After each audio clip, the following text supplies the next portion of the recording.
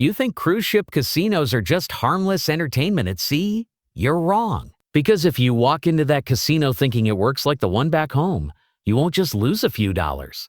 You could lose control of your spending, your time, your perks, and even your entire cruise experience.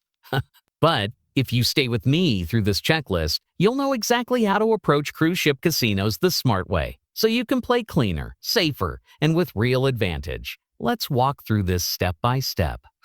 Phase 1. Understanding the environment before you play step 1. Treat the casino as a system, not a game before you even sit down at a slot machine or table. You need to understand this. The casino on a cruise ship is not just there for fun. It's a revenue engine.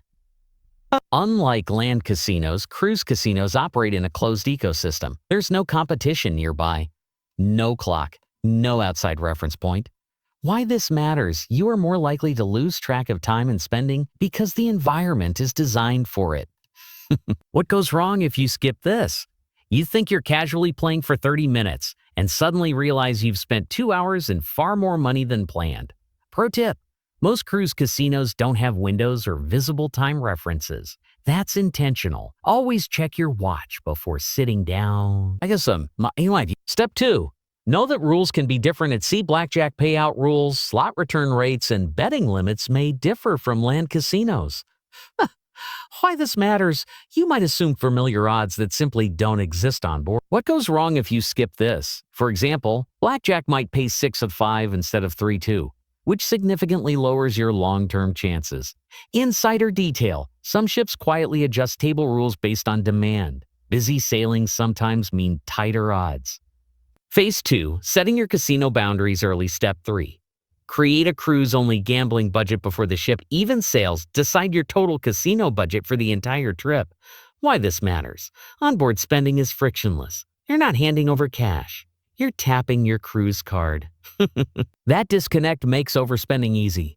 What goes wrong if you skip this? Players often chase losses because the money doesn't feel real until the final bill arrives. Pro tip: divide your total budget by the number of nights on the cruise.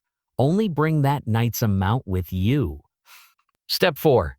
Set a time limit, not just a money limit. Money limits protect your wallet. Time limits protect your experience. Why this matters: casinos can quietly consume your evenings, replacing shows, dinners, and port preparation time. What goes wrong if you skip this? You may spend half your cruise inside a windowless room instead of enjoying what you actually paid for. Little known fact: many experienced cruisers schedule casino time after shows or dinner to avoid losing entire evenings. Phase 3. Understanding the cruise casino reward system. Step 5. Always use your cruise card when playing. Every spin and every bet should be tracked. Why this matters: cruise casinos don't just reward wins, they reward play. What goes wrong if you skip this? You could gamble hundreds of dollars and receive 0 perks simply because your activity wasn't recorded. Insider detail: points often convert into free drinks, future cruise discounts, cabin upgrades, onboard credit. Step 6. Don't confuse comps with savings. Free drinks and perks feel like winning. They're not. Why this matters: comps are calculated based on expected loss, not generosity. What goes wrong if you skip this? You might gamble more just to earn rewards that cost you far more than they're worth. Pro tip: treat comps as bonuses, not goals. Phase 4. Choosing the right games on board. Step 7. Prioritize lower house edge games. Not all games are equal. Sedo games are equal. Why this matters: some games stretch your entertainment value longer. What goes wrong if you skip this?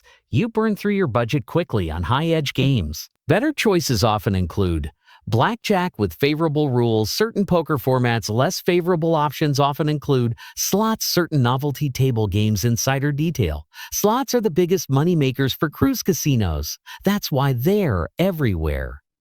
Step 8. Learn minimum bets early. Table minimums can change depending on crowd levels. Why this matters: peak hours can double minimum bets. What goes wrong if you skip this? You sit down expecting a $10 table and suddenly find yourself needing $25 per hand. And pro tip: play earlier in the evening for lower limits. Phase 5. Managing onboard psychology. Step 9. Understand a vacation spending mode. When you're on holiday, your brain justifies spending more. Why this matters: you're more likely to take risks you wouldn't normally take. What goes wrong if you skip this? You make emotional bets instead of logical ones. Insider detail. Many losses happen late at night after drinks, not during daytime sessions. Step 10. Avoid chasing losses losing streaks happen. Why this matters? Trying to win it back usually accelerates losses. What goes wrong if you skip this?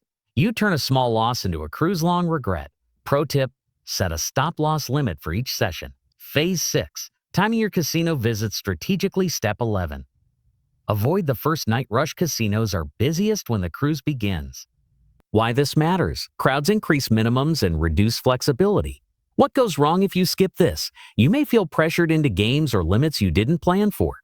Insider tip, mid-cruise nights often offer calmer environments and better access to lower tables. Step 12. Watch for promotional periods. Cruise casinos sometimes run tournaments or bonus point events. Why this matters? Your play may go further during these windows. What goes wrong if you skip this? You gamble the same amount but earn fewer rewards. Phase 7. Protecting your overall cruise experience. Step 13. Balance casino time with cruise value. Remember, the casino is just one part of the ship. Why this matters? You've paid for dining, entertainment, and destinations. What goes wrong if you skip this?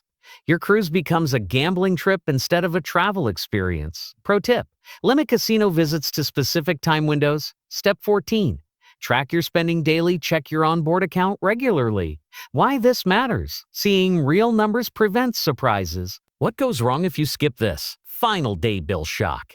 Insider detail, some players underestimate their losses until disembarkation morning. Traps to avoid. Thinking casino perks mean you're ahead playing longer just because drinks are free. Ignoring rule differences at sea. Using your onboard account without checking totals. Trying to recover losses before the cruise ends. Now, I'm curious. Have you ever walked into a cruise casino thinking it was just casual fun and walked out realizing it worked very differently?